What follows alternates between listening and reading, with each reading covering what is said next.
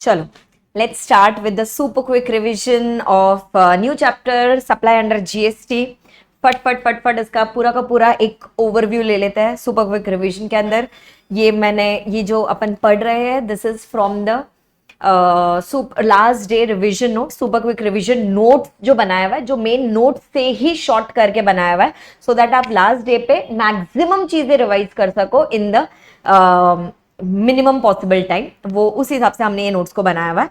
चलो स्टार्ट करते हैं। सप्लाई अंडर जीएसटी, मैंने जब आपको ये चैप्टर पढ़ाया था तब मैंने ये चैप्टर को 3 पार्ट के अंदर डिवाइड किया था। First is going to be your definition, second is going to be your section number 7 and third is going to be section number 8। ठीक है, सबसे पहले हम डेफिनेशंस के साथ में चालू करते हैं। कुछ इंपॉर्टेंट डेफिनेशंस है जो हम सुपर क्विक में करेंगे, बाकी तो सब हमने एनी अपने मेन लेक्चर के अंदर डिस्कस कर लिया था। सबसे पहले definition of goods and services ले लेता है। गुड्स एंड सर्विसेज के डेफिनेशन के अंदर अगर हम गुड्स की बात करें तो सबसे पहले उसके अंदर सब टाइप के मूवेबल प्रॉपर्टी आ जाएंगे, मनी एंड सिक्योरिटीज वहां से एक्सक्लूड हो जाएगा, और फिर उसके बाद में उसके अंदर एक्शनेबल क्लेम्स इंक्लूड हो जाएगा, क्रॉप्स इंक्लूड हो जाएगा, ग्रास और anything which is attach to the land और जिसको हमको सेवर करना पड़ेगा before we enter into the contract of supply. ये सारी की सारी चीजें आपके गुड्स के डेफिनेशन के अंदर इंक्लूड होने वाली है। ठीक है, क्या क्या बोला? मूवेबल प्रॉपर्टी आ जाएगी, मनी एंड सिक्योरिटीज बाहर निकल जाएगा, एक्शनेबल क्लेम्स इसके अंदर आ जाएगा, ग्रोइंग क्रॉप्स इसके अंदर आ जाएगा, ग्रास इसके अंदर आ जाएगा, या फिर ऐसी कोई भी चीज जो जमीन से जुड़ी हुई है और जिसको हमको सिवर करना पड़ेगा before we enter into the contract of sale. और इसी के अंदर एक सर्कुलर आया था जहां पे बोला था, क्योंकि शेयर्स अगर हम बात करें तो शेयर सिक्योरिटीज के अंदर आता है, तो अगर holding company is holding some shares in its subsidiary company, ठीक है, तो वो एक्टिविटी के ऊपर भी जीएसटी नहीं आएगा, बिकॉज शेयर्स के अंदर का ट्रांजैक्शन हो गया, मनी एंड सिक्योरिटीज इन्वॉल्व करने वाला ट्रांजैक्शन हो गया, तो उसके अंदर जीएसटी नहीं आएगा। ठीक है, फिर उसके बाद में सर्विसेज पे चलते हैं। सर्विसेज में उन्होंने बोला कि भाई anything other than goods, money and securities, तो मनी एंड सिक्योरिटीज को तो एकदम पराया कर दिया, वो आपके गुड्स से भी बाहर निकल गया, वो आपके सर्विसेज से भी बाहर निकल गया। और फिर उसके बाद में जो गुड्स है वो तो गुड्स रहने वाला है, गुड्स के अलावा बाकी सारी की सारी चीजें आपके सर्विसेज के अंदर आएगी। ठीक है, फिर उसके बाद में उन्होंने बोला ऐसी कोई भी एक्टिविटी है जहां पे हम पैसे यूज करने वाले हैं, या फिर करेंसी है, या फिर कोई डिनोमिनेशन है, एक फॉर्म से दूसरे फॉर्म के अंदर कन्वर्ट करने वाले हैं। मानो करेंसी आप एक फॉर्म से दूसरे फॉर्म के अंदर कन्वर्ट कर रहे हो, और वो करने के लिए सामने वाले बंदे ने आपसे एक सेपरेट कंसिडरेशन चार्ज किया हुआ है, जैसे मनी एक्सचेंज करने के लिए जो कमीशन लगता है, तो वो सर्विसेज के डेफिनेशन के अंदर आएगा एंड उसके ऊपर जीएसटी एप्लीकेबल हो जाएगा। ठीक है, फिर उसके बाद में आपके बिजनेस का डेफिनेशन दिया हुआ है, ये आप यहां से खाली रीड कर सकते हो। हर टाइप की चीज है, आपका ट्रेड हो, कॉमर्स हो, मैन्युफैक्चरिंग हो, प्रोफेशन हो, वेजर हो, वोकेशन हो, फिर उसके बाद में आपके ये कोऑपरेटिव सोसाइटीज कुछ भी काम कर रहे हो, आपके क्लब्स वगैरह अपने मेंबर्स को सर्विसेज वगैरह प्रोवाइड कर रहे हो, हॉर्स रेसिंग वगैरह की बात करो, सारी की सारी चीजें आपके बिजनेस के अंदर आ जाएगी। भले ही उसका वॉल्यूम कम हो, भले ही वो इनफ्रीक्वेंट होने दो, मतलब उसका फ्रीक्वेंसी रेगुलर नहीं है तो भी, भले ही वो प्रॉफिट कमा रही हो, भले ही वो लॉसेस कर रहा हो, कोई फर्क नहीं पड़ता, वो सारी की सारी चीजें आपके बिजनेस के डेफिनेशन के अंदर आने वाली है। ठीक है, फिर उसके बाद में हम चलते हैं डेफिनेशन ऑफ कंसिडरेशन पे। तो कंसिडरेशन में हमने पढ़ा था ऐसा कोई भी पेमेंट, ठीक है, हमने सप्लाई ऑफ गुड्स और सर्विसेज किया और हमको सामने से कंसिडरेशन आना चाहिए। वो कंसिडरेशन मॉनेटरी फॉर्म में हो सकता है, या फिर वो कंसिडरेशन नॉन मॉनेटरी फॉर्म में हो सकता है, या फिर वो कंसिडरेशन कोई एक्टिविटी या फिर फोरबियरेंस, हमने कुछ, सामने वाले ने हमारे लिए कुछ किया या फिर सामने वाले ने माना कि हम तुम्हारे लिए ये नहीं करेंगे। ठीक है, वो सारी की सारी चीजें आपके कंसिडरेशन के अंदर आती है। Subsidy receive from central government और state government never forms part of subsidy, never forms part of consideration. और फिर उसके बाद में अगर आपने मानो किसी को कोई रिफंडेबल डिपॉजिट दिया जो आपको एज इट इज वापस मिलने वाला है, वो भी रिफंडेबल डिपॉजिट कभी भी कंसिडरेशन के अंदर नहीं आएगा। लेकिन अगर मानो नॉन रिफंडेबल डिपॉजिट है, या फिर आपका जो डिपॉजिट है वो कोई चीज के सामने एडजस्ट हो गया, तो फिर that becomes part of consideration. ठीक है, वापस पर्सन का डेफिनेशन आप खुद से कर सकते हो, similar to your income tax का डेफिनेशन, हर टाइप के लोग वो पर्सन के अंदर इंक्लूड होते हैं। फिर उसके बाद में हम चलते हैं नेक्स्ट डेफिनेशन में। नेक्स्ट डेफिनेशन बात करता है about the definition of recipient. ठीक है, तो एक तो होता है सप्लायर, सामने वाला पर्सन होता है रेसिपिएंट। ठीक है, अगर ये ट्रांजैक्शन के अंदर कंसिडरेशन इन्वॉल्व है, अगर ये ट्रांजैक्शन के अंदर कंसिडरेशन इन्वॉल्व है, तो the person who is liable to pay the consideration, जिसकी जवाबदारी बनती है वो कंसिडरेशन पे करने की, that person will be called as the recipient. जिसकी जवाबदारी, जो ट्रांजैक्शन के अंदर कंसिडरेशन नहीं है, तो फिर भाई जिसने एक्चुअली वो गुड्स रिसीव किया या फिर जिसने एक्चुअली वो सर्विसेज अवेल किया, that person will be called as the recipient. और रेसिपिएंट के अंदर उसका एजेंट भी इंक्लूड होने वाला है। ठीक है, ध्यान रखना ये चीज को। रेसिपिएंट के अंदर अगर रेसिपिएंट के एजेंट ने रिसीव किया कोई गुड्स और services on behalf of the recipient, तो even agent will be considered as the recipient. ठीक है, फिर उसके बाद में मनी, मनी तो एक्सक्लूड हो गया था ना, मनी किसमें से एक्सक्लूड हो गया था, मनी एक्सक्लूड हो गया था from the definition of goods and goods से भी और सर्विसेज से भी। अभी मनी मतलब क्या, तो मैम मनी मतलब हर टाइप का ट्रांजैक्शन वहां पे आने वाला है। कैश बोलो, चेक बोलो, इंडियन करेंसी बोलो, फॉरेन करेंसी बोलो, डिमांड ड्राफ्ट बोलो, पे ऑर्डर बोलो, ट्रैवलर्स चेक बोलो, प्रोमिसरी नोट्स बोलो, बिल्स ऑफ एक्सचेंज बोलो, मनी ऑर्डर बोलो, एनईएफटी बोलो, आरटीजीएस, ये सारी की सारी चीजें आपके मनी केस के अंदर आने वाली है। लेकिन ऐसा कोई भी करेंसी है अगर आपने उसको होल्ड करके रखा है फॉर इट्स न्यूमिस्मैटिक वैल्यू, मतलब कोई पुराने ओल्ड कॉइन्स है, एंशिएंट कॉइन्स है, रेयर कॉइन्स है वगैरह, जिसका आप कलेक्शन कर रहे हो, तो फिर वो मनी केस में नहीं आएगा। और अगर आप उसमें डील करते हो तो उसके ऊपर जीएसटी एप्लीकेबल हो जाएगा। ठीक है, फिर उसके अंदर फैमिली का डेफिनेशन इंपॉर्टेंट है। आपने अगर क्वेश्चन आंसर्स कर लिया होगा तो आपको रियलाइज होगा फैमिली का डेफिनेशन इज इंपॉर्टेंट। फैमिली के डेफिनेशन में कौन कौन इंक्लूड होने वाला है उसके अंदर, मतलब मेरे फैमिली के अंदर मेरे स्पाउस एंड मेरे चिल्ड्रन, ये लोग इंक्लूड होंगे।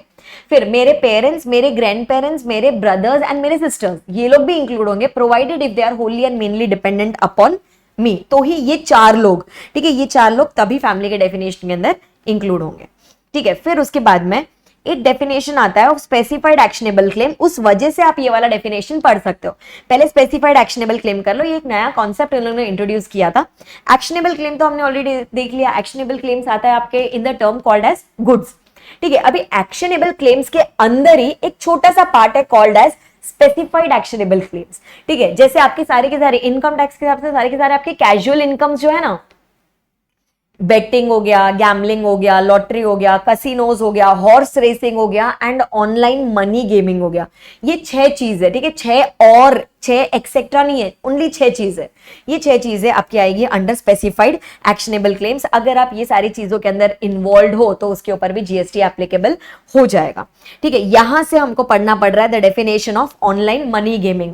पहले तो उन्होंने एक टर्म यूज किया only called as online gaming. ठीक है, ऑनलाइन गेमिंग मतलब क्या, ठीक है, हम ऑनलाइन इंटरनेट पे हम कोई गेम खेल रहे हैं, बट हर गेम में पैसा इन्वॉल्व नहीं होता।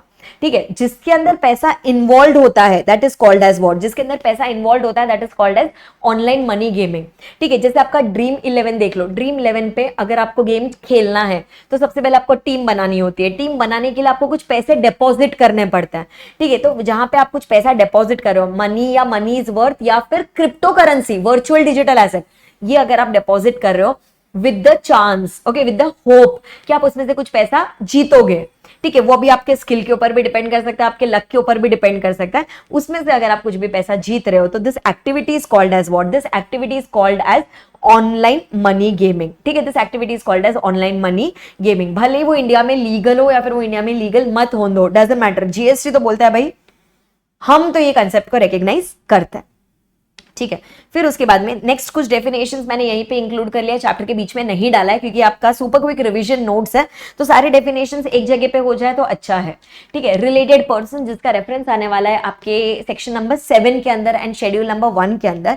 अभी रिलेटेड पर्सन वाला कौन कौन हो जाएगा, ठीक है, अभी officers and directors of the company related person हो जाएंगे, एम्प्लॉय रिलेटेड पर्सन हो जाएंगे, बिजनेस पार्टनर्स, ठीक है, बिजनेस पार्टनर्स आपके रिलेटेड पर्सन हो जाएंगे। फिर उसके बाद में अगर आपने कोई 2 कंपनी के अंदर एटलीस्ट 25% शेयर्स होल्ड करके रखा है तो ये दोनों कंपनीज रिलेटेड पर्संस हो गए। अगर आप किसी को कंट्रोल कर रहे हो, अगर आप कोई कंपनी को कंट्रोल कर रहे हो तो वो कंपनी और आप रिलेटेड पर्संस हो गए। ठीक है, फिर उसके बाद में ये रहा, यहां लिखा हुआ है, हाँ, आप और अगर आपने अगर किसी और को कंट्रोल किया है तो वो पर्सन भी आपका रिलेटेड पर्सन हो गया। कोई एक थर्ड पर्सन है, ठीक है, कोई एक थर्ड पर्सन है जो 2 कंपनी को कंट्रोल कर रहा है तो वो दोनों कंपनी रिलेटेड पर्संस हो गए। Same family members related person हो गए। ठीक है, ये दोनों कंपनी मिलके कोई थर्ड पर्सन को कंट्रोल कर रहा है तो ये दोनों कंपनी वापस से रिलेटेड पर्सन हो गए। मैं प्रिंसिपल हूं, मेरा कोई एक सोल एजेंट है, जो एक एजेंट है जो सिर्फ मेरे लिए ही काम करता है, तो हम दोनों रिलेटेड पर्संस हो गए। ठीक है, ये सब आपके रिलेटेड पर्सन के डेफिनेशन के अंदर आ जाएंगे। फिर उसके बाद में distinct persons and establishment of distinct persons, ये भी हमने देखा था शेड्यूल 1 के लिए ही। डिस्टिंक्ट पर्संस कब 2 ऑफिसेस डिस्टिंक्ट पर्संस माने जाएंगे, जब दोनों ऑफिसेस एक ही बंदे को बिलोंग करती है, एक ही पैन को बिलोंग करती है, पर ये दोनों जन दोनों जन अलग अलग टैक्सेबल सप्लाई कर रहे हैं एंड दोनों के पास में दो अलग अलग जीएसटी रजिस्ट्रेशन नंबर्स है. They can be in the same state also और they can be in different state also. एक पैन है पर मल्टीपल जीएसटी रजिस्ट्रेशन नंबर्स है, तो this office will be called as distinct person. ठीक है. Similarly अगर एक पैन है, ठीक है, और दो ऑफिस है, एक ऑफिस टैक्सेबल सप्लाई कर रहा है तो उसके पास जीएसटी नंबर है, दूसरा ऑफिस है जो नॉन टैक्सेबल सप्लाई कर रहा है तो उसके पास में जीएसटी रजिस्ट्रेशन नहीं है, तो these two offices will be called as establishment of distinct persons. फर्क क्या हो गया? ऊपर वाले में दोनों के पास में जीएसटी रजिस्ट्रेशन था और दोनों टैक्सेबल सप्लाई कर रहे थे. सेकंड वाले में पैन तो एक ही है, दो ऑफिसेज है, एक के पास में जीएसटी नंबर है, दूसरे के पास में जीएसटी रजिस्ट्रेशन नंबर नहीं है, तो this will be called as establishment of distinct persons. ठीक है. फिर कुछ डेफिनेशंस है. ठीक है. और कुछ डेफिनेशंस है, ऊपर छूट गए थे. रेसिपिएंट का तो डेफिनेशन हमने कर लिया था और एजेंट भी इंक्लूड होने वाला है in the definition of recipient, वो हमने पढ़ लिया था. ठीक है. उसके बाद में सप्लायर, एक तो था रेसिपिएंट और दूसरा होता है सप्लायर. ठीक है. सप्लायर कौन होगा? Supplier is such a person who is supplying. ठीक है. क्या सप्लाई कर रहा है वो? या तो गुड सप्लाई कर रहा है या तो सर्विसेज सप्लाई कर रहा है. एजेंट है. ठीक है. अगर मैंने सप्लाई किया लेकिन मेरे बिहाफ पे मेरे एजेंट ने सप्लाई किया तो agent will also be considered as a supplier. And ये जो अभी हमने पढ़ा specified actionable claims, specified actionable claim जो हमने पढ़ा, ये भी अगर कोई सप्लाई कर रहा है, अभी जैसे अगर हम ऑनलाइन मनी गेमिंग का बात करें तो कैन वी से ड्रीम 11 का हमने एग्जांपल लिया था, तो dream 11 company will be called as what? Dream 11 company will be called as the supplier. ठीक है. हॉर्स रेसिंग है, मतलब कैन वी से वो टर्फ ऑपरेटर जो है वो कौन हो जाएगा? वो turf operator will be called as the supplier. समझ रहा है इतना? ठीक है. फिर उसके बाद में तो ये तो हो गया आपका डेफिनेशन ऑफ सप्लायर. फिर उसके बाद में हमने तीन टर्म्स को समराइज किया था, taxable supply, non taxable supply, निल rated supply, exempt supply, etcetera. तो सबसे पहले हमने देखा था कि टाइप्स ऑफ सप्लाई. ठीक है. टाइप्स ऑफ सप्लाई के अंदर मेन दो बाइफिकेशन क्या होता है? पहला वाला तो आपका taxable supply, and taxable supply के अंदर एक्सपोर्ट्स इंक्लूड होता है, मतलब exports was one of the example of zero rated supply. So zero rated supply is included in taxable supply.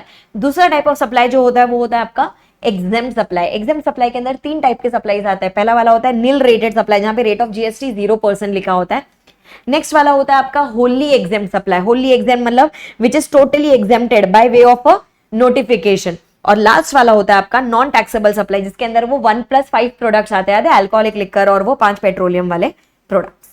ठीक है. फिर ये तीनों डेफिनेशन है, वन टाइम रीड डेफिनेशन आप एक बार खुद से कर सकते हो. मेन लेक्चर्स में हमने इसको डिस्कस किया हुआ है, सुपर क्विक में इतना इसका जरूरत नहीं है. ठीक है.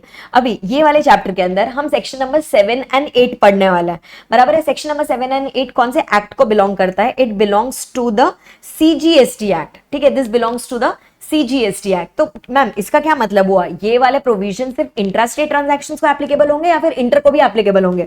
तो उन्होंने बोल दिया ये जो भी हम प्रोविजंस पढ़ रहे हैं वो आईजीएसटी एक्ट को भी एप्लीकेबल है. मतलब जो भी हम कंसेप्ट ऑफ सप्लाई पढ़ने वाले हैं, composite supply and mix supply पढ़ने वाले हैं, ये सब interstate transactions as well as intrastate transaction सबको एप्लीकेबल होगा. ठीक है. अभी चालू करते हैं सबसे पहले सेक्शन नंबर 7. सेक्शन नंबर 7 किसके बारे में बात करता है? It talks about concept of supply. ठीक है. मतलब जीएसटी आने के लिए सबसे पहले तो वो सप्लाई होना चाहिए ना, सप्लाई ऑफ गुड्स या सप्लाई ऑफ सर्विसेज होना चाहिए, और ऊपर से वो टैक्सेबल सप्लाई होना चाहिए, तो ही उसके ऊपर जीएसटी आएगा. तो अब सबसे पहले ये समझते हैं कि क्या क्या चीजें सप्लाई के डेफिनेशन के अंदर इंक्लूड होती है. ठीक है. क्या क्या चीजें सप्लाई के डेफिनेशन के अंदर इंक्लूड होती है? तो all those transactions which are mentioned in section 71A, 71AA, 71B and section 71C. ठीक है. 71A, 71AA, 71B and 71C, इसके अंदर जो भी ट्रांजैक्शन मेंशन्ड है वो सब सप्लाई के डेफिनेशन के अंदर इंक्लूड होती है. मतलब ये वाले सारे के सारे transaction will be considered as supply. ठीक है. अभी एक एक एक सेक्शन देख लेते हैं, बहुत सिंपल है. ठीक है. सबसे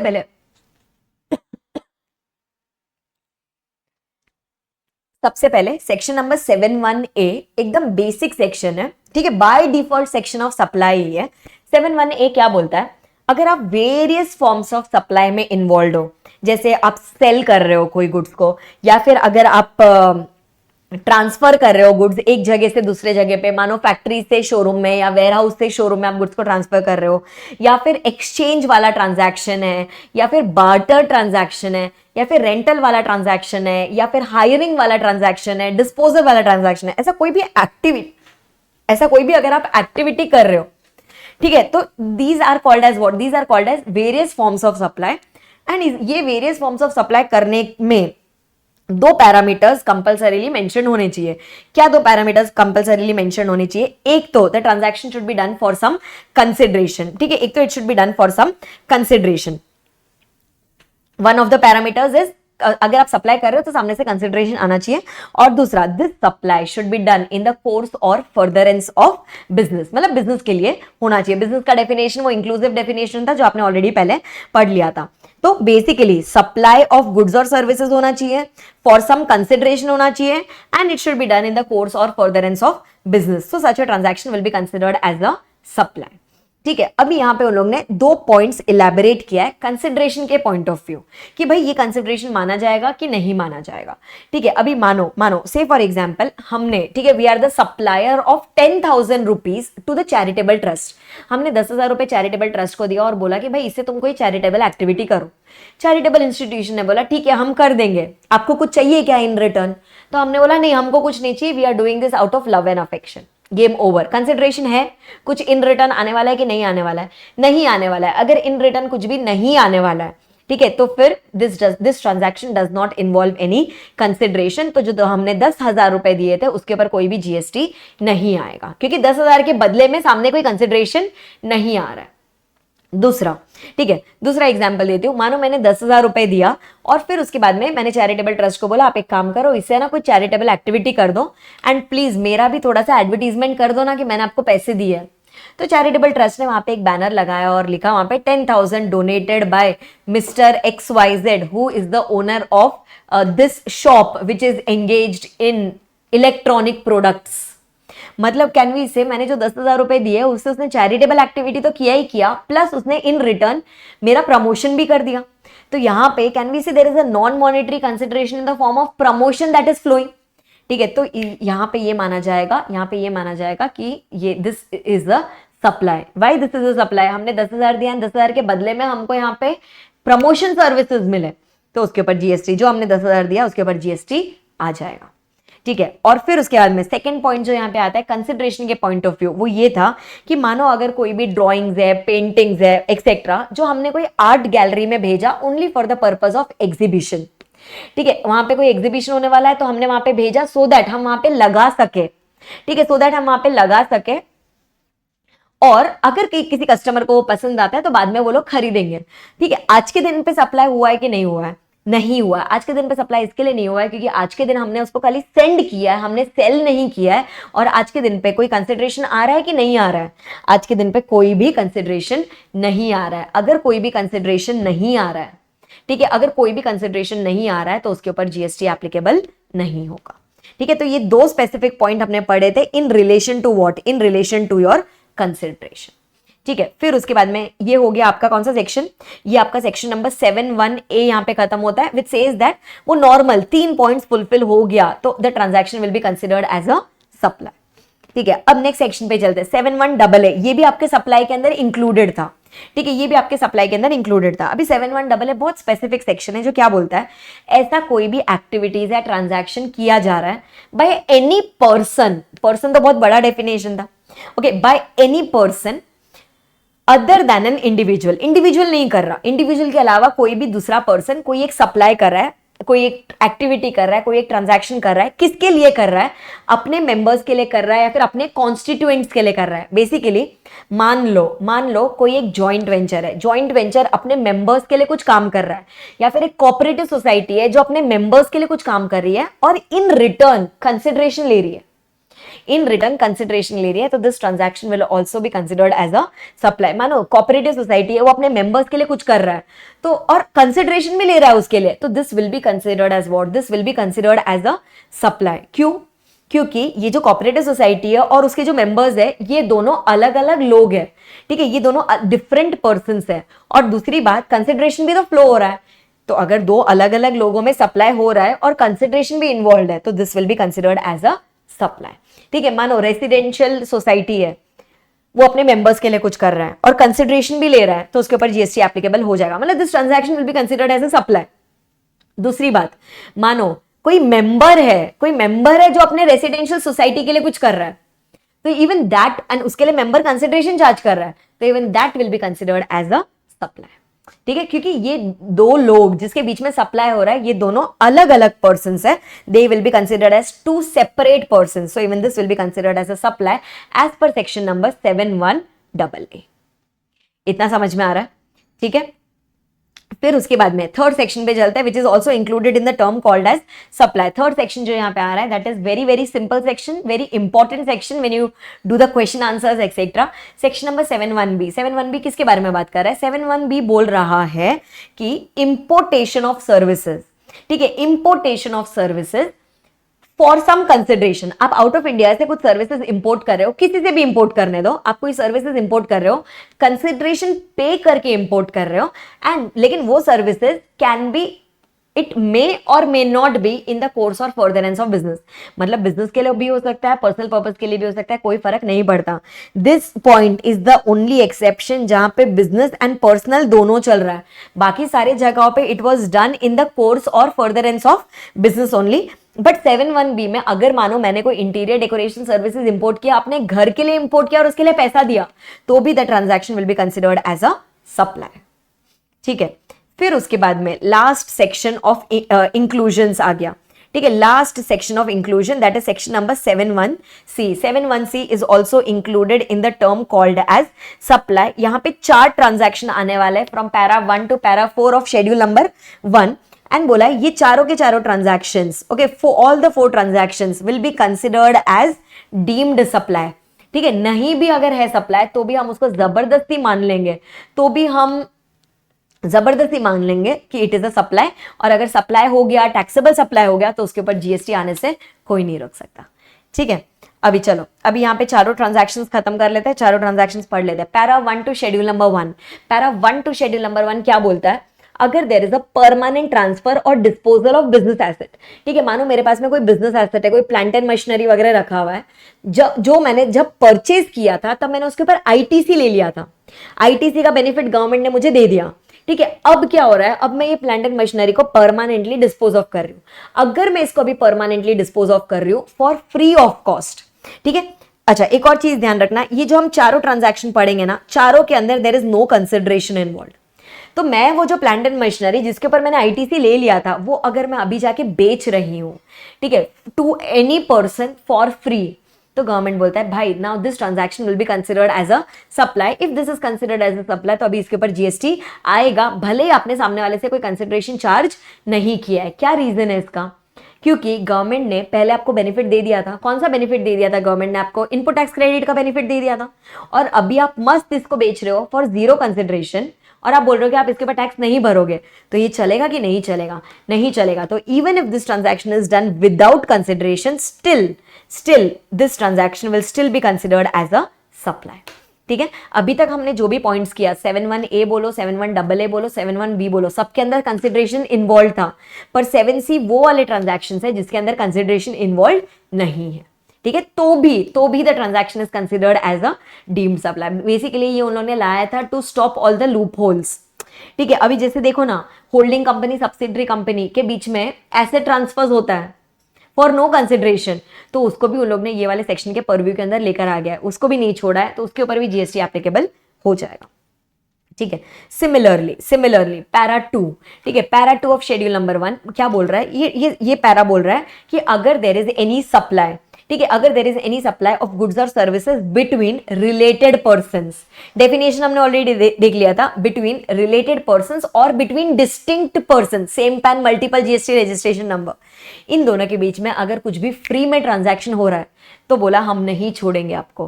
ठीक है, मतलब उसके ऊपर जीएसटी एप्लीकेबल हो जाएगा, provided it is done for zero consideration and it should be done in the course of furtherance of business.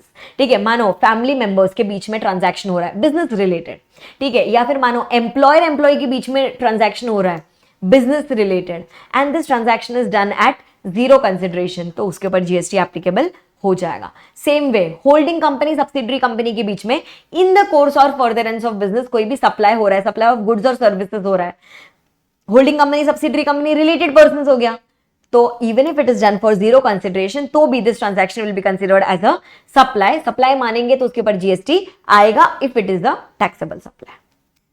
ठीक है। अच्छा, अब इसके अंदर इन्होंने दो क्लैरिफिकेशन दिया। एक क्लैरिफिकेशन दिया एम्प्लॉयर एम्प्लॉय के लिए, दूसरा क्लैरिफिकेशन दिया मोल्ड्स एंड डाइज के लिए। ठीक है, एम्प्लॉयर एम्प्लॉय के लिए उन्होंने क्या बोला, अभी देखो एम्प्लॉयर एम्प्लॉय रिलेटेड पर्सन हो गया, मतलब इनके बीच में कोई भी अगर सप्लाई होता है, इनके बीच में मतलब एम्प्लॉयर ने एम्प्लॉय को दिया या एम्प्लॉय ने एम्प्लॉयर को दिया, एनीवेज इन दोनों के बीच में अगर कोई भी सप्लाई होता है for zero value, for zero consideration, तो भी उसको सप्लाई माना जाएगा। ठीक है, फिर उन्होंने क्लैरिफिकेशन दिया कि भाई देखो अभी एम्प्लॉयर एम्प्लॉय के बीच में जनरली जो भी ट्रांजैक्शन होता है that is done in the course of business, और can we say that is done in the course of employment. तो if it is done in the course of employment, तो हम आगे जाके पढ़ेंगे कि एज पर शेड्यूल नंबर 3 उसके ऊपर जीएसटी नहीं आएगा। जैसे एम्प्लॉय ने एम्प्लॉयर को सर्विसेज रेंडर किया, उसके लिए उसको सैलरी मिला, परक्विजिट्स मिला, अलाउंसेस मिला, उसके ऊपर जीएसटी नहीं आएगा क्योंकि that is done in the course of employment. ठीक है, लेकिन अगर कोई फ्री वाला ट्रांजैक्शन हुआ, मानो गिफ्ट्स वाला ट्रांजैक्शन हुआ, एम्प्लॉयर ने एम्प्लॉय को गिफ्ट दिया, ठीक है, एम्प्लॉयर ने एम्प्लॉय को गिफ्ट दिया, वो तो फ्री में ही होता है ना, वापस से थोड़ी ना कुछ कंसिडरेशन आता है उसके लिए, तो आइडियली उसके ऊपर जीएसटी आना चाहिए था एज पर पैरा नंबर 2। ठीक है, लेकिन इन्होंने बोल दिया अप टू 50,000 का गिफ्ट अगर है in a year, up to 50,000 rupees का गिफ्ट है इन अ ईयर, तो उसके ऊपर जीएसटी नहीं आएगा। ठीक है, उसके ऊपर जीएसटी नहीं आएगा। लेकिन अगर वो गिफ्ट का वैल्यू मोर देन 50,000 हो गया तो पूरे के पूरे अमाउंट के ऊपर जीएसटी एप्लीकेबल हो जाएगा। ठीक है, तो एम्प्लॉयर एम्प्लॉय में खाली इतना याद रखना, गिफ्ट वाला transaction up to ₹50,000 no GST, more than 50,000 GST applicable on the entire amount. ठीक है, एंड सेकंड क्लैरिफिकेशन उन्होंने दिया मोल्ड्स एंड डाइज का। ठीक है, मानो कोई ओरिजिनल इक्विपमेंट मैन्युफैक्चरर है, मैंने आपको एप्पल कंपनी का एग्जांपल दिया था, ओरिजिनल इक्विपमेंट मैन्युफैक्चरर है और कंपोनेंट मैन्युफैक्चरर है। ओरिजिनल इक्विपमेंट एप्पल कंपनी ने कोई बैटरी मैन्युफैक्चरर को बोला भाई तू हमको ये डायमेंशंस का, ये साइज का, ये फीचर्स का हमको बैटरी बना के दे। तो कंपोनेंट मैन्युफैक्चरर ने बोला ठीक है मैं तो बना दूंगा, लेकिन उसके लिए मुझे मोल्ड तो दो, सांचा तो दो, क्या साइज के हिसाब से हमको बनाने का है। तो ओरिजिनल इक्विपमेंट मैन्युफैक्चरर ने वो मोल्ड ट्रांसफर किया to the component manufacturer for free, मतलब उसके लिए कोई भी कंसिडरेशन पे नहीं किया। ठीक है, तो उन्होंने बोला this should not be considered as a supply. Free में हुआ है ना, फ्री में अगर होता है तो कब वो ट्रांजैक्शन सप्लाई होता है, only when it is done between related persons or distinct persons. तो ओईएम और सीएम थोड़ी ना रिलेटेड पर्संस है, ये तो दो अलग अलग बिजनेसमैन है। तो इनके बीच में अगर कोई भी ट्रांजैक्शन होता है फॉर नो कंसिडरेशन, तो उसके ऊपर जीएसटी एप्लीकेबल नहीं होगा because there is no consideration involved. ठीक है, फिर उसके अंदर पैरा नंबर 3 पे चलते हैं। पैरा नंबर 3 किसके बारे में बात करता है? पैरा नंबर 3 एकदम सिंपल है, बोलता है अगर कोई भी सप्लाई ऑफ गुड्स है बाय प्रिंसिपल टू एजेंट और बाय एजेंट टू प्रिंसिपल। ठीक है, सप्लाई ऑफ गुड्स है बाय प्रिंसिपल टू एजेंट और बाय एजेंट टू प्रिंसिपल।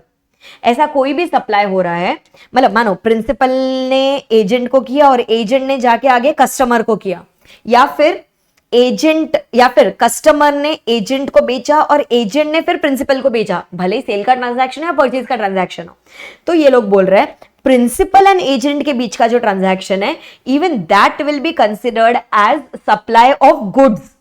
देखो दोनों के बीच में ब्रोकरेज का जो ट्रांजैक्शन होता है वो तो अलग बात है, पर this transaction will be considered as supply of goods if the invoice was issued in the name of agent. अगर एजेंट ने इनवॉइस इशू किया, मतलब डायरेक्टली ऐसा ट्रांजैक्शन नहीं हो रहा है, एजेंट ने इनवॉइस इशू किया हुआ है, मतलब कैन वी से एजेंट ने अपने सिर पे टाइटल ऑफ द गुड्स ले लिया है, एजेंट ने अपने रिस्क एंड रिस्पॉन्सिबिलिटी अपने सर पे ले लिया है।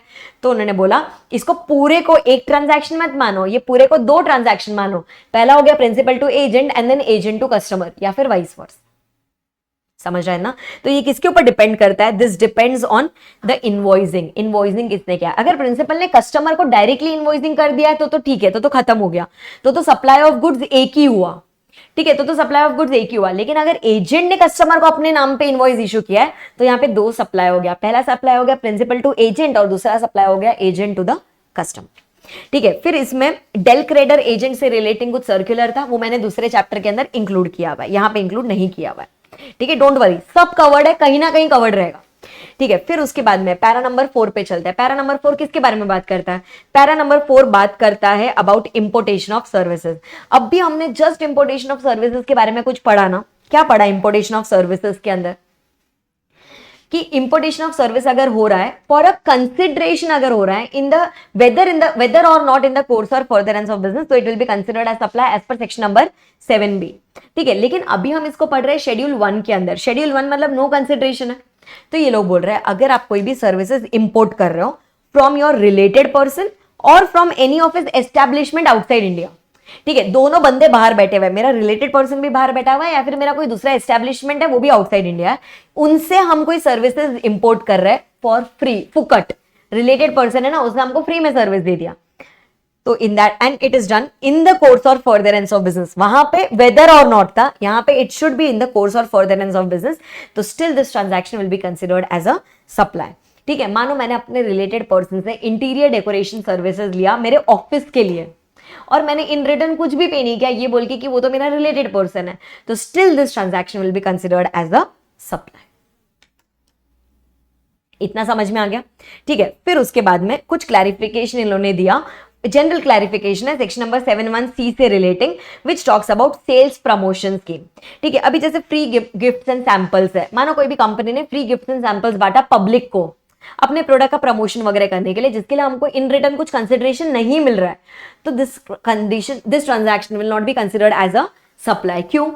फ्री वाला ट्रांजैक्शन अगर हमने किया रहता है तो वो सप्लाई तभी माना जाता है अगर ये सप्लाई है between related persons or distinct person as per para number 2। लेकिन हम तो जनरल पब्लिक को बांट रहे हैं ना, पब्लिक को बांट रहे हैं, वो तो हमारा रिलेटेड पर्सन नहीं है, तो this transaction will not be considered as a supply.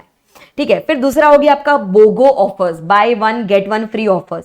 तो ये लोग बोल रहे हैं यहाँ पे कुछ फ्री में नहीं आ रहा है, आपको डिस्काउंट दे रहे हैं पर कुछ भी फ्री में नहीं आ रहा है, तो जितना भी अमाउंट आपने पे किया है वो प्रोडक्ट के लिए उसके ऊपर जीएसटी एप्लीकेबल हो जाएगा। इतना मैनेजेबल है?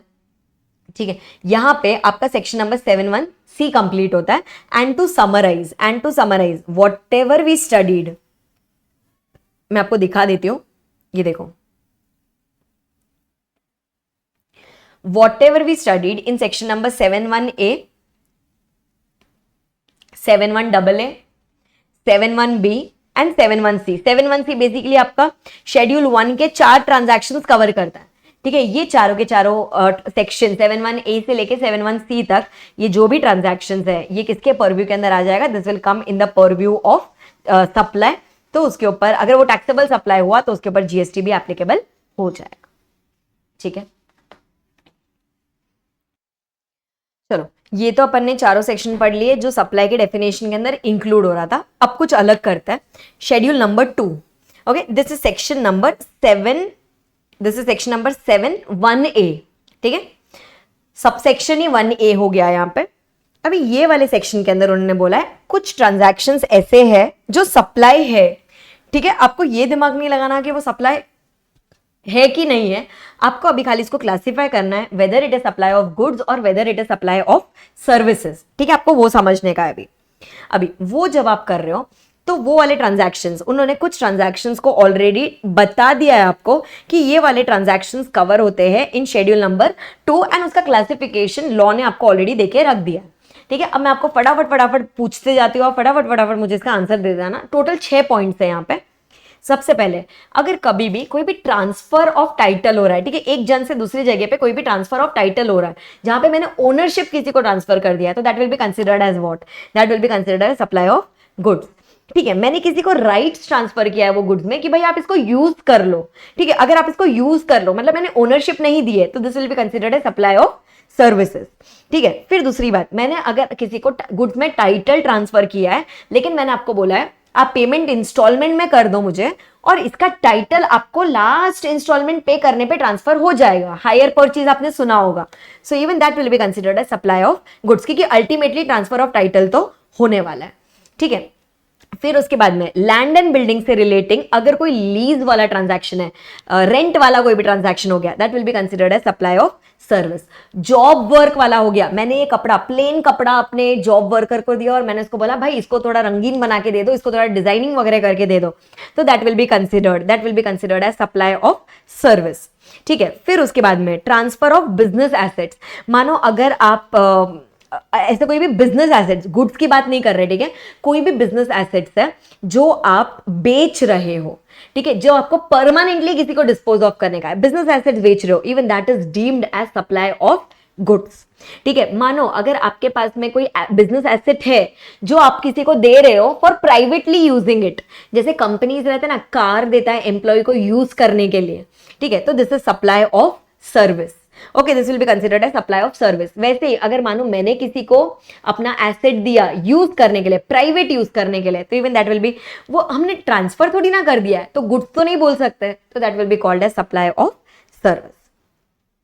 ठीक है, दूसरा मानो अगर ऐसे कोई गुड्स है which is forming part of assets, मानो आपका स्टॉक इन ट्रेड ही हो गया, और अगर आप अभी बिजनेस बंद कर रहे हो, ठीक है, स्टॉक इन ट्रेड पड़ा हुआ है आपके पास में, और अगर आप अभी बिजनेस बंद कर रहे हो, तो कैनवी से आपको स्टॉक खाली करना पड़ेगा।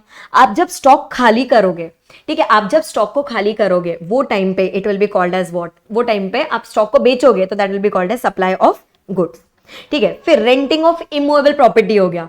ठीक है, रेंटिंग ऑफ इमूवेबल प्रॉपर्टी हो गया, including tenancy premium. Tenancy premium हमने इन डिटेल बात किया हुआ है इन आवर मेन लेक्चर्स, याद है वो, ये प्रॉपर्टी का वैल्यू बढ़ा दिया, उसके लिए मैंने नए टेनेंट से कुछ एक्स्ट्रा पैसा मांगा, so that will be considered as same at par with your rent, तो even that is considered as supply of services. फिर उसके बाद में वेरी वेरी इंपॉर्टेंट पॉइंट था पैरा नंबर 5B, उसके अंदर उन्होंने बोला था, मानो अगर कोई एक बिल्डर है जो आपको एक कुछ कंस्ट्रक्शन करके दे रहा है, ठीक है, वो आपको कॉम्प्लेक्स हो गया, बिल्डिंग हो गया, सिविल स्ट्रक्चर वगैरह हो गया, इसका कंस्ट्रक्शन करके दे रहा है, और ये अभी अंडर कंस्ट्रक्शन है, तभी आपने उसको कुछ पैसे दे दिए, या तो कुछ पैसे दे दिए या तो पूरे पैसे दे दिए, while it is under construction, तो इसको हम कंस्ट्रक्शन सर्विस मानेंगे। इसको हम ऐसे मानेंगे एज इफ कि बिल्डर ने हमको कंस्ट्रक्शन सर्विस प्रोवाइड किया है, एंड वो पूरे के पूरे घर के वैल्यू के ऊपर जीएसटी, वो पूरे के पूरे बिल्डिंग बोलो, कंस्ट्रक्शन बोलो, सिविल स्ट्रक्चर बोलो, उसके ऊपर जीएसटी एप्लीकेबल हो जाएगा। एंड दैट्स व्हाई अगर कंस्ट्रक्शन सर्विस बोल रहे हैं तो this will be considered as supply of service. ठीक है, this will be considered as what, this will be considered as supply of service. लेकिन अगर पूरा का पूरा पैसा, थोड़ा भी पहले नहीं होना चाहिए, अगर पूरा का पूरा पैसा आपने बिल्डर को बाद में पे किया है, okay, if the entire consideration is paid, if the entire consideration is paid after receiving the completion certificate or first occupation whichever is earlier। ठीक है, बिल्डिंग का सीसी आ गया, मतलब एक तरह से बिल्डिंग रेडी हो गई, या फिर उसमें कोई रहने आ गया, दोनों में से जो भी इवेंट पहले हुआ, ठीक है, इसके बाद में अगर आपने बिल्डर को जाके पैसा दिया, मतलब आपने अंडर कंस्ट्रक्शन नहीं खरीदा है, मतलब आपने रेडीमेड खरीदा है, तो उसके ऊपर तो जीएसटी वैसे भी नहीं आता। समझ रहा था? अच्छा, अब ये कंप्लीशन सर्टिफिकेट, कंप्लीशन सर्टिफिकेट ध्यान रखना, कंप्लीशन सर्टिफिकेट किससे आता है? कंप्लीशन सर्टिफिकेट जनरली रिक्वायर्ड होता है गवर्नमेंट से, और जनरली वो लोकल अथॉरिटी देता है। ठीक है, अगर ऐसा कोई रिक्वायरमेंट नहीं है आपके स्टेट के अंदर, तो आप कंप्लीशन सर्टिफिकेट किससे ऑब्टेन कर सकते हो? कंप्लीशन सर्टिफिकेट आप ऑब्टेन कर सकते हो आर्किटेक्ट से, या फिर आप ऑब्टेन, आपको बोर्ड पे दिख रहा होगा ना ये सब, ये देखो ना, ये कंप्लीशन सर्टिफिकेट अगर गवर्नमेंट से मिल गया तो ठीक है, अगर ऐसी कोई रिक्वायरमेंट नहीं है तो आप ऑब्टेन कर सकते हो आर्किटेक्ट से, या फिर आप चार्टेड इंजीनियर से ऑब्टेन कर सकते हो, और या तो आप ये लाइसेंस्ड सर्वेयर, ठीक है, लाइसेंस्ड सर्वेयर से आप ये ऑब्टेन कर सकते हो। ठीक है, अभी तो हमेशा ध्यान रखना, कंप्लीशन सर्टिफिकेट से पहले अगर कुछ भी पेमेंट हो गया है तो भाई अंडर कंस्ट्रक्शन में आपने खरीद लिया, तो ये कंस्ट्रक्शन सर्विस होगा, तो उसके ऊपर जीएसटी आने ही वाला है। ठीक है, लेकिन अगर ये सर्टिफिकेट वगैरह आ गया, उसके बाद में आपने पूरा का पूरा पैसा दिया है, पहले कुछ भी नहीं दिया है, उसके बाद में आपने पूरा का पूरा पैसा दिया है, तो भाई ये तो इमूवेबल प्रॉपर्टी हो गया, तो इसके ऊपर जीएसटी नहीं आएगा। फिर उसके बाद में कुछ और पॉइंट्स है, यही पॉइंट नंबर 5 के अंदर क्या बोला हुआ है, ये पॉइंट, ये अदर पॉइंट्स के अंदर, मानो आपने आपका पेटेंट किसी और को ट्रांसफर किया है यूज करने के लिए, परमानेंटली ट्रांसफर नहीं किया, यूज करने के लिए, तो it will be considered as supply of service. ठीक है, आपने कस्टमाइजेशन ऑफ सॉफ्टवेयर करवाया है, आपने बोला मेरे लिए ये अलग से सॉफ्टवेयर बना के दे, even that is considered as supply of service. ठीक है, आप किसी का कोई एक्ट टॉलरेट कर रहे हो, ठीक है, आप किसी का कोई एक्ट टॉलरेट कर रहे हो जिसके लिए आपको कंसिडरेशन भी मिल रहा है, again this will be considered as supply of service. Non compete fee आपको मिला है किसी से, और आपने उसको क्या बोला है, ठीक है हम तुम्हारे एरिया में बिजनेस चालू नहीं करेंगे, लेकिन उसके लिए मुझे 50 लाख रुपया चाहिए, तो even this will be considered as supply of service. ठीक है, अभी ये जो आपका लिक्विडेटेड डैमेजेस होता है, ब्रीच ऑफ कॉन्ट्रैक्ट वगैरह होता है, पेनल्टीज वगैरह होता है, इनके ऊपर भी जीएसटी आएगा, लेकिन कब आएगा? अगर इसके लिए एक सेपरेट कॉन्ट्रैक्ट था। ठीक है, पहली बात तो कंसिडरेशन फ्लो होना चाहिए एक जन से दूसरे जन में, दूसरा इसके लिए सेपरेट कॉन्ट्रैक्ट था कि अगर आप ब्रीच करोगे तो आपको इतना पेनल्टी देना पड़ेगा, या फिर इतना लिक्विडेटेड डैमेजेस वगैरह देना पड़ेगा। अगर आपका ये सब कुछ मैनेज होता है, ठीक है, अगर ये सारे के सारे कंडीशन फुलफिल होते हैं तो ही उसके ऊपर जीएसटी आता है। सी हमेशा ऐसा नहीं होता, it is not always that कि पैसा फ्लो हो रहा है तो जीएसटी आएगा। ठीक है, मानो आपको हवलदार अंकल ने पकड़ लिया एक्टिवा चलाते वक्त, टू व्हीलर चलाते वक्त, बिकॉज आप बिना हेलमेट के चला रहे थे, तो उन्होंने आपसे फाइन लिया 500 रुपए का, तो क्या उसके ऊपर भी जीएसटी आता है क्या? नहीं आता है। क्यों नहीं आता है? सेपरेट कॉन्ट्रैक्ट एंटर किया था आप दोनों ने, ए तू ऐसा तोड़ेगा तो देखो 500 रुपए पे, नहीं। ठीक है, तो हर कंसिडरेशन के ऊपर जीएसटी नहीं आता, तो कॉन्ट्रैक्ट भी तो होना चाहिए, सप्लाई ऑफ गुड्स और सर्विसेज भी तो होना चाहिए। ठीक है, आपने थोड़ी ना वो हवलदार अंकल को कुछ सप्लाई किया है कि भाई आपको सामने से कंसिडरेशन कि उनको सामने से कंसिडरेशन मिल रहा है, बराबर है ना? ठीक है, अच्छा फिर दूसरी बात आती है नो क्लेम बोनस। अभी नो क्लेम बोनस जो अपन को इंश्योरेंस कंपनी से डिस्काउंट के फॉर्म में मिलता है, हमने डिस्कस किया था पूरा फिगर्स के साथ में, क्योंकि हमने इंश्योरेंस कंपनी से कुछ भी क्लेम नहीं किया था, हमने गाड़ी को कहीं ठोका होका नहीं था, तो हमको नो क्लेम बोनस मिला, तो that does not form part of consideration. क्यों? हमने इंश्योरेंस कंपनी को कोई सर्विस प्रोवाइड किया है क्या? नहीं, इंश्योरेंस कंपनी को हमने कोई सर्विस प्रोवाइड नहीं किया है, तो इवन इफ यहाँ पे हमको कुछ डिस्काउंट मिल रहा था from the insurance premium, it will never form part of your consideration, बराबर है। एंड सेम वे अगर हमने अपने गुड्स दिए हैं, एक तो हो गया हम अपने एसेट देते हैं किसी को यूज करने के लिए, दूसरा अगर हम अपने गुड्स दे रहे हैं, बेच नहीं रहे, किसी को यूज करने के लिए दे रहे हैं, तो भी it will be considered as supply of service, बराबर है। और लास्ट वाला पॉइंट उन्होंने बात किया है from the point of view of composite supply.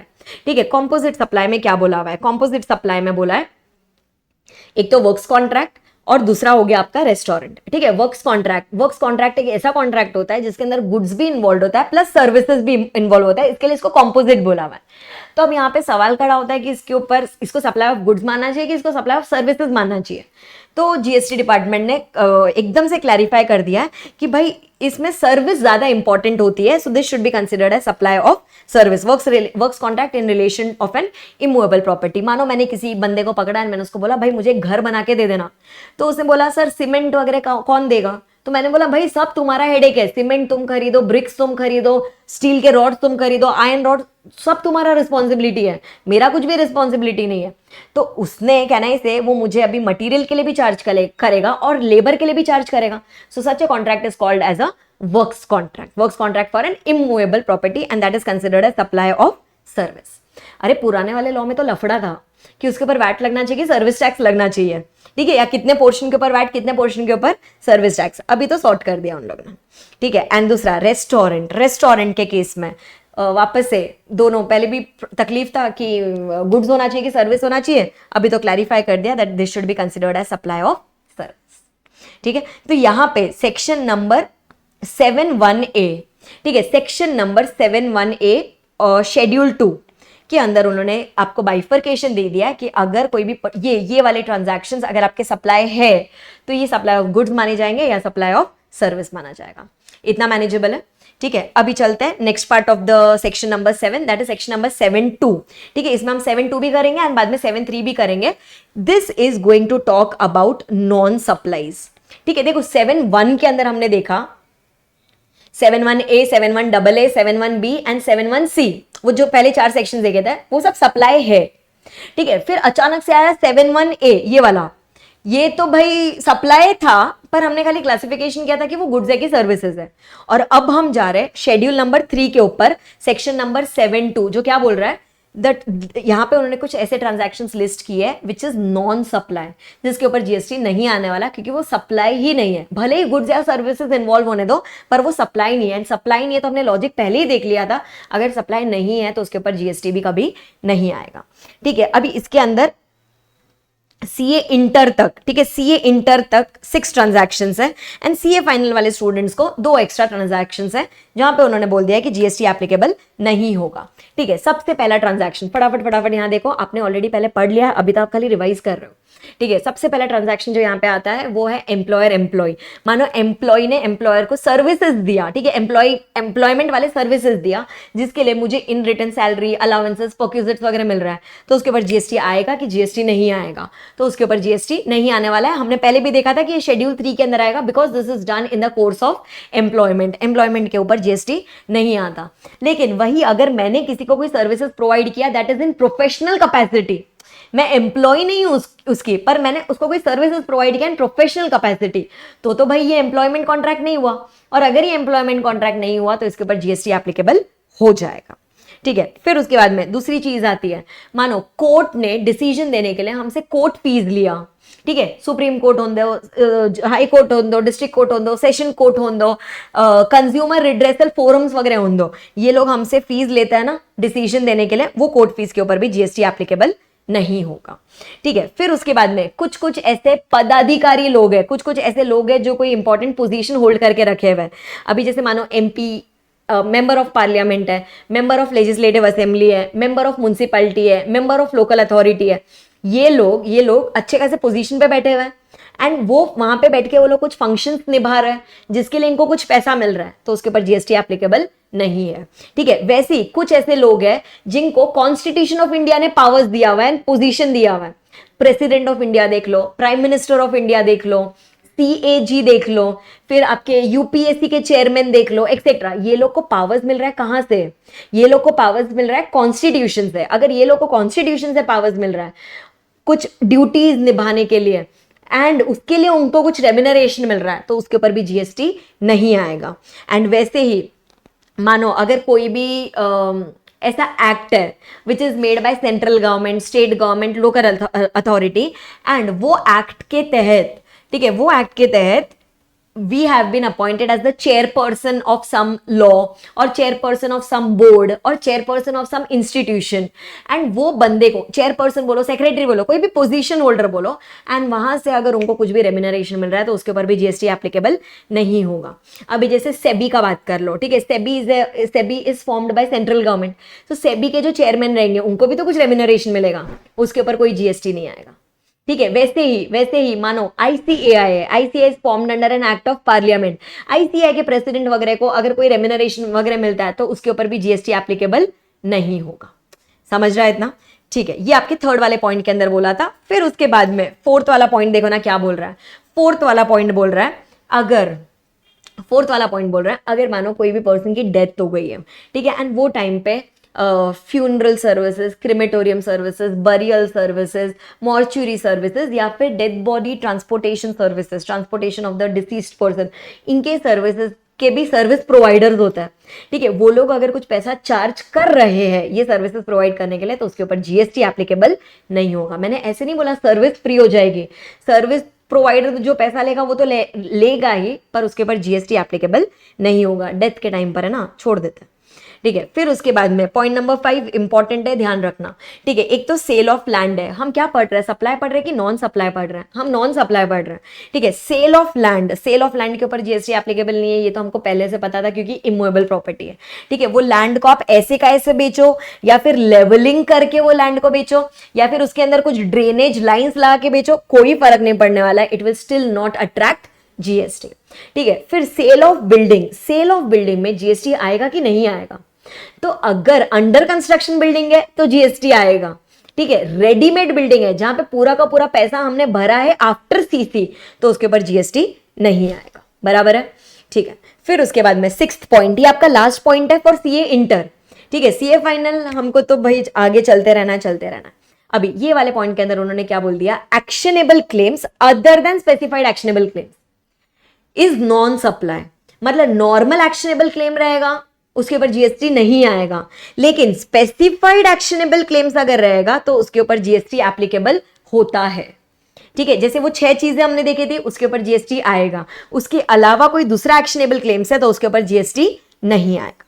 ठीक है, फिर उसके बाद में 2 और पॉइंट्स है, not relevant for CA inter to be done only by CA final students. ठीक है, अगर आप कोई गलत वीडियो देख रहे हो तो मतलब आपको समझ जाना चाहिए, बेसिकली ये 6 पॉइंट्स जो है वो सिर्फ सीए इंटर के लिए एप्लीकेबल है एंड 2 पॉइंट जो है वो एक्स्ट्रा 2 पॉइंट है वो सीए फाइनल्स को एप्लीकेबल है। सबसे पहला वाला पॉइंट वहां पे आता है आउट एंड आउट सप्लाई। हमने इसके बारे में बात किया था, हम इंडिया में बैठे हुए, ठीक है, हम इंडिया में बैठे हुए और एक सप्लाई हो रहा है यूके से यूएस, तो वो गुड्स इंडिया को टच ही नहीं किया है। वो गुड्स अगर इंडिया को टच ही नहीं किया तो उसके ऊपर जीएसटी एप्लीकेबल इंडिया में नहीं होगा। फिर दूसरा था वेयर हाउस के अंदर गुड्स पड़ा हुआ है, वो गुड्स वेयर हाउस में पड़े हमने किसी को बेच दिया, वो गुड्स अब तक होम क्लियरेंस के लिए नहीं निकला है, क्लियर नहीं हुआ है, तो उसके ऊपर जीएसटी नहीं आएगा। जब आप उसको क्लियर करोगे होम क्लियरेंस के लिए, तभी उसके ऊपर जीएसटी, कस्टम्स ड्यूटी वगैरह सब कुछ आएगा। ठीक है, similarly goods out of India से इंडिया में आ रहा था, अभी गुड्स पानी में था, हाई सीज में था, पानी में रहते रहते मैंने ये गुड्स किसी और को बेच दिया, टाइटल ट्रांसफर किसी और को कर दिया, तो फिलहाल ये वाले ट्रांजैक्शन के ऊपर जीएसटी नहीं आएगा। जब वो गुड्स इंडिया में आएगा, फिर हम उसको क्लियर करेंगे होम कंजम्पशन के लिए, तब उसके ऊपर जीएसटी आएगा। इतना समझ में आ रहा है? ठीक है, ये आपके सारे के सारे ट्रांजैक्शंस थे under schedule number 3 which are considered as non supply, जिसके ऊपर जीएसटी नहीं आने वाला है। स्पेसिफाइड एक्शनेबल क्लेम वाले पॉइंट को ध्यान से याद रखना। ठीक है, फिर उसके बाद में नेक्स्ट सेक्शन पे चलता है, सेक्शन नंबर 7(2)(b). ये वापस से नॉन सप्लाईज के बारे में बात करता है। यहाँ पे गवर्नमेंट ने 2 ट्रांजैक्शन को नोटिफाई कर दिया है। ठीक है, गवर्नमेंट ने 2 ट्रांजैक्शन को नोटिफाई कर दिया और बोल दिया है कि इसके लिए तो हम ही बोल रहे हैं कि this is a non supply. ये शेड्यूल 3 के अंदर मेंशन नहीं है, पर गवर्नमेंट ने स्पेसिफिकली इसके लिए नोटिफिकेशन पास किया हुआ है। अभी यहाँ पे फर्स्ट वाले ट्रांजैक्शन में लोग बोल रहे हैं, मानो सेंट्रल गवर्नमेंट है, स्टेट गवर्नमेंट है या लोकल अथॉरिटी है, सीजी है, एसजी है, लोकल अथॉरिटी है, इन लोग ने कोई सर्विसेज प्रोवाइड किया है। ठीक है, एज पब्लिक अथॉरिटी इन लोग ने कोई सर्विसेज प्रोवाइड किया है एज पब्लिक अथॉरिटी, जो एक्चुअली किसकी जवाबदारी थी, जो एक्चुअली जिम्मेदारी थी या तो पंचायत की और या तो म्युनिसिपैलिटी की। ठीक है, पंचायत को रिस्पॉन्सिबिलिटी मिली थी कॉन्स्टिट्यूशन के ये आर्टिकल से, म्युनिसिपैलिटी को वो काम मिला था कॉन्स्टिट्यूशन के ये वाले आर्टिकल से, पर इन लोग ने ये काम नहीं किया। ये वाले सर्विसेज किसने प्रोवाइड किए? ये वाले services central government, state government, local authority ने प्रोवाइड किया है, उनको कुछ कंसिडरेशन मिल रहा है, तो उसके ऊपर जीएसटी एप्लीकेबल नहीं होगा। It is considered as non supply. ये वाले पॉइंट को याद रखना, हम बाद में इसको लिंक करेंगे when we do the exemptions chapter. ठीक है, services supplied by home, services provide, any activities और transactions undertaken by government on whose behalf, on behalf of panchayat और म्युनिसिपैलिटी। ठीक है, this is considered as neither supply of goods nor supply of services. And दूसरा एकदम specific transaction आता है जहां पे स्टेट गवर्नमेंट ने हमको लिकर लाइसेंस दिया है। ठीक है, स्टेट गवर्नमेंट ने हमको लिकर लाइसेंस दिया है एंड उसके लिए उन लोग ने हमसे कुछ फीस ली है। ठीक है, उसने हमको लिकर लाइसेंस दिया और उसके लिए हमसे फीस लिया है। मैं बाकी कोई भी लाइसेंस की बात नहीं कर रही हूं, मैंने स्पेसिफिकली सिर्फ लिकर लाइसेंस के बारे में बात किया है, तो उसके ऊपर जीएसटी एप्लीकेबल नहीं होगा। ये specifically this is neither considered as supply of goods nor considered as supply of services. वही अगर मैंने इसको चेंज कर दिया, ठीक है, वही अगर मैंने इसको चेंज कर दिया और इसकी जगह पे मैंने आपको बोल दिया, इसको चेंज करके मैंने आपको बोल दिया भाई नेचुरल गैस एक्सट्रैक्शन वाला लाइसेंस, तो नेचुरल गैस एक्सट्रैक्शन वाले लाइसेंस के ऊपर कोई एग्जेम्पशन अवेलेबल नहीं है, उसके ऊपर जीएसटी एप्लीकेबल हो जाएगा। ठीक है, तो ये 2 ऐसे ट्रांजैक्शंस थे जो नॉन सप्लाई है, एंड वो सप्लाई किसने किया था? वो गवर्नमेंट ने, central government, state government, local authority पहले वाले में, एंड दूसरे वाले में स्टेट गवर्नमेंट ने वो सप्लाई किया था, तो उसके ऊपर जीएसटी एप्लीकेबल नहीं होगा। ठीक है, और लास्ट वाला ट्रांजैक्शन जो आपका नॉन सप्लाईज है, clarified by way of clarification. Government ने इसके लिए क्लैरिफिकेशन दे दिया, CBIC your central board of indirect taxes and customs, उन्होंने क्लैरिफिकेशन दे दिया कि these transactions are non supplies. मतलब अभी इसमें उन्होंने 2 पॉइंट बोलने का कोशिश किया है। मानो there is inter state movement of a vehicle. ठीक है, एक जगह से दूसरी जगह पे कुछ व्हीकल मूव हो रहा है फॉर एनी पर्टिकुलर पर्पस। मानो एक जगह से दूसरी जगह पे जा रहा है रिपेयर्स एंड मेंटेनेंस के लिए, या फिर मानो एक जगह से दूसरी जगह पे जा रहा है गुड्स को लेके, या फिर एक जगह से दूसरी जगह पे जा रहा है मानो पैसेंजर्स को लेके, तो don't consider it as supply of vehicle. क्या ये सेल ऑफ व्हीकल हो रहा है क्या? नहीं, ये तो मूवमेंट ऑफ व्हीकल है, this is not sale of vehicle. तो सेल ऑफ व्हीकल के ऊपर जीएसटी मत लगा देना। ठीक है, पैसेंजर्स को लेके जा रहे हो, ट्रांसपोर्टेशन के ऊपर जीएसटी लगाओ। गुड्स को लेके जा रहे हो, गुड्स ट्रांसपोर्टेशन के ऊपर जीएसटी लगाओ। ठीक है, रिपेयर्स मेंटेनेंस के लिए लेके जा रहे हो, रिपेयर मेंटेनेंस जब होगा उसके ऊपर जीएसटी लगाओ, पर व्हीकल के वैल्यू के ऊपर जीएसटी मत लगा दो। ठीक है, सिमिलरली यहां पे उन्होंने बोला, मानो कोई भी ऐसे व्हीकल है, एक जगह से दूसरी जगह पे जा रहे हैं, वो व्हीकल के अंदर कुछ स्पेयर पार्ट्स रखा हुआ है, कुछ टूल्स रखा हुआ है, एक्सेट्रा, जो हमने रखा है कि भाई अगर हमारा व्हीकल खराब होगा तो हम उसको व्हीकल अगर खराब होगा तो हम उसको ये कर लेंगे, क्या बोलते हैं इसको, वो टूल्स एंड स्पेयर पार्ट्स को यूज करके हम व्हीकल को ठीक करके चला लेंगे एटलीस्ट। तो लोग बोल रहे हैं don't consider this as sale of tools, spare parts etcetera. ये सेल हो रहा है क्या? नहीं, ये तो हमने खाली व्हीकल में रखा है ताकि हम इसको कभी यूज कर सकें। So don't consider this as supply of goods or supply of services. जैसे टूल्स हो गया, स्पेयर पार्ट्स हो गया, स्क्रू ड्राइवर हो गया, पेचकस हो गया, एक्सेट्रा, इन सबका सप्लाई नहीं माना जाएगा। ठीक है, तो ये आपके 6 और 8 ट्रांजैक्शन प्लस 2 मोर प्लस 2 मोर, ऐसे करके आपने यहाँ पे टोटल ये वाले ट्रांजैक्शंस पढ़े which are considered as non supplies. बराबर है, ठीक है। फिर उसके बाद में बीच में अचानक से before going to section number 8, ठीक है, before going to section number 8 ना, हाँ 8, उन्होंने एक बीच में एक पैराग्राफ डाला था कि भाई सप्लाई तो आपने पढ़ लिया कि क्या ट्रांजैक्शन सप्लाई है और क्या ट्रांजैक्शन सप्लाई नहीं है, पर कब उसके ऊपर जीएसटी आएगा एंड कब उसके ऊपर जीएसटी नहीं आएगा, that is the next question. तो उन्होंने बोला दो कंडीशन फुलफिल होने चाहिए, एक तो जो आपने ऊपर सप्लाई पढ़ा वो सप्लाई टैक्सेबल सप्लाई होना चाहिए, मतलब वो exempt supply, nil rated etcetera वो सब नहीं होना चाहिए, ठीक है। और दूसरी बात, ये सप्लाई कौन करना चाहिए, this supply should be done by a taxable person. अगर ये दोनों कंडीशन फुलफिल होता है तो जीएसटी एप्लीकेबल हो जाएगा। समझ रहा है इतना? अच्छा मैम, अभी टैक्सेबल पर्सन मतलब कौन है? टैक्सेबल पर्सन के अंदर दो कैटेगरी लोग आते हैं, या तो जो रजिस्टर्ड है ऑलरेडी, ठीक है, या तो any person who is liable to be registered. मतलब एक तो हो गया जैसे रजिस्ट्रेशन ले लिया है, या तो टर्नओवर की वजह से ले लिया या तो वॉलेंट्री ले लिया, डजंट मैटर, वो रजिस्टर्ड पर्सन है।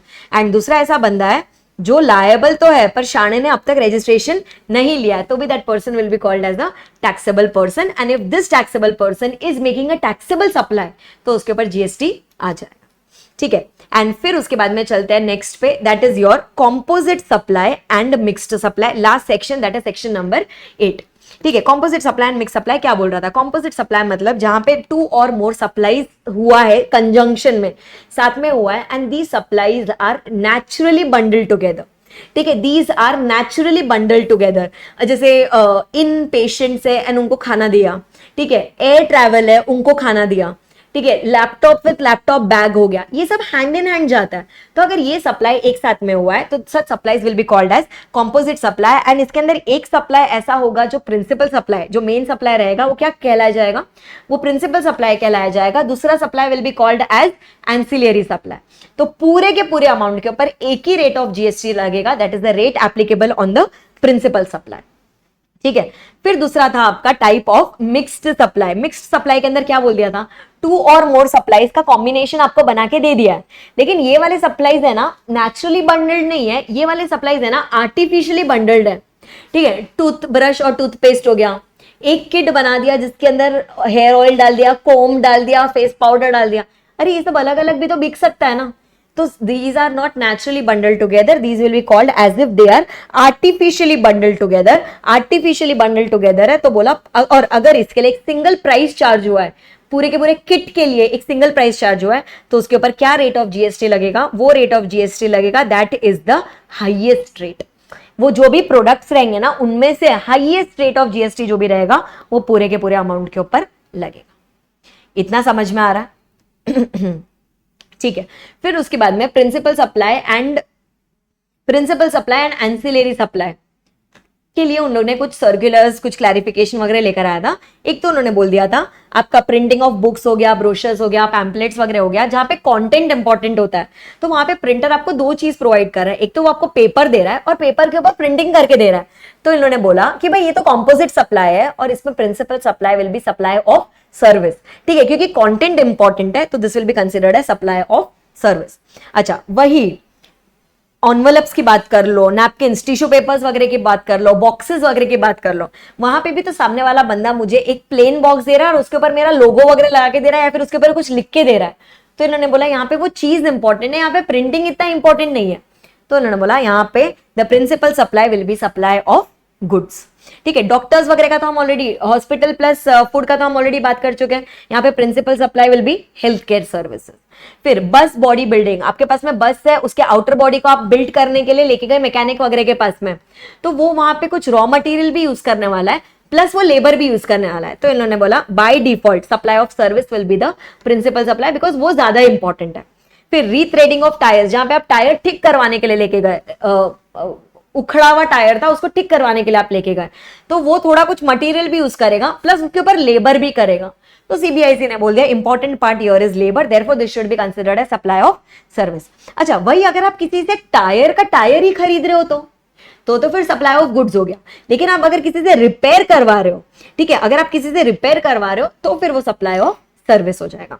और लास्ट पॉइंट जो यहाँ पे आ रहा है that is talking about supply of foods and beverages eight cinema hall.